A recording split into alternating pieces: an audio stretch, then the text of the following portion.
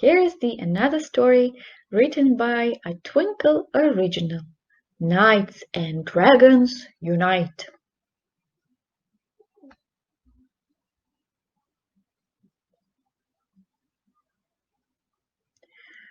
The noble knights of Stombart were the bravest in the land. They trained to fight the dragons with their swords and shields in hand. Sir Gorrel was uncomfortable with swords and angry steeds. He found it all too scary and preferred to do good deeds. The mighty dragons were the fiercest in the world. They trained to fight the knights with giant flames that blazed and swirled. Young Arister disliked the flames, which scorched as they shot by. She found it all too scary and preferred the cooling sky. One morning, while the knights were all in training for a fight, Sir Garl slipped away towards the woods and out of sight. And as the dragons roared and shot their flames into the air, it got too much for Arister, who crept out of the lair. Sir Garl skipped along till something stopped him in his tracks. "Hello! Is someone there?" he called, unable to relax. Sir Gorrel saw a dragon with a blue and scaly snout. "Don't hurt me!" said the two of them together with a shout. "Oh, I would never hurt you," they responded, both confused. The presence of a friendly foe had left them quite bemused. "Don't worry," said Sir Girl, "I'm just keeping out the way, as fighting makes me nervous, and they're practicing today." "Me too," responded Aristar. "I find the flames too hot. I hate the fact that dragons have to breathe them such a lot.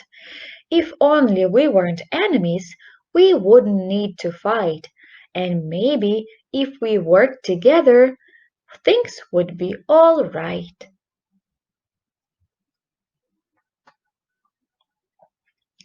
Then suddenly Sir Garl turned to Arister and said, "Forget this silly training. Let's put on a show instead." They put their heads together and devised a cunning scheme to join the knights and dragons into one united team.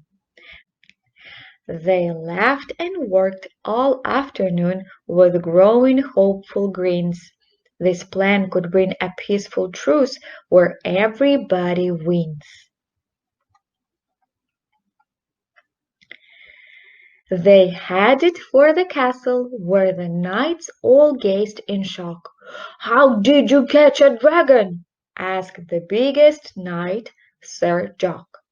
"I didn't," said Sir Girl. "She's not scary, she's my friend. We've come up with a plan to bring our squabbles to an end." Then Arister took flight, and as she did their plan was clear. The banner flew behind them, and Sir Gorrel gave a cheer. The message in the sky said, "Knights and dragons all unite! Join forces for a friendship-building talent show tonight." They headed next to Drakten Lair to show off their new plan. The dragon shouted, "Arister, how did you catch this man?" "I didn't," she responded. "He's not scary, he's my friend. We've come up with a plan to bring our squabbles to an end." Then Arister flew back towards the village from the wood and headed for the castle where the great arena stood. They worked until the sun went down and left a dusky glow, preparing all the things they'd need for putting on a show. The knights back at the castle huddled tightly in a scrum. A show seemed odd to many, but it did appeal to some. "I do quite like to juggle," said Sir Taya with a smirk. "And I've been known to dance a wicked rumba," said Sir Kirk. The dragons back at Dragton were all huddled in a scrum. A show seemed odd to many, but it did appeal to some. "I'm quite good at singing," Ruxley mentioned, feeling shy, and Claudia said, "I might give writing poetry a try." Sir Garl sat with Aristar upon the empty stage.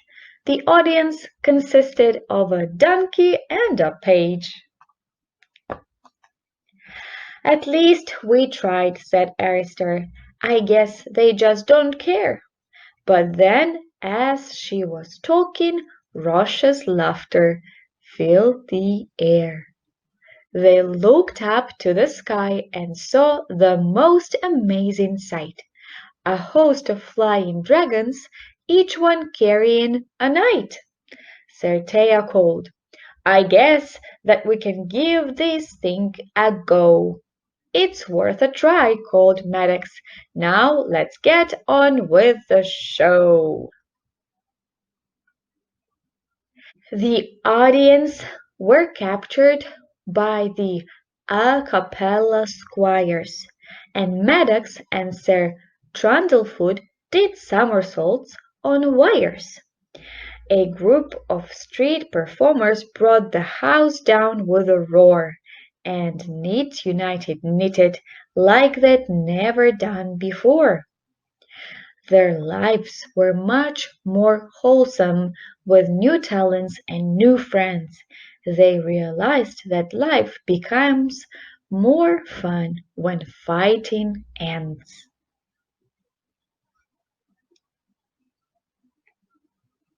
The end.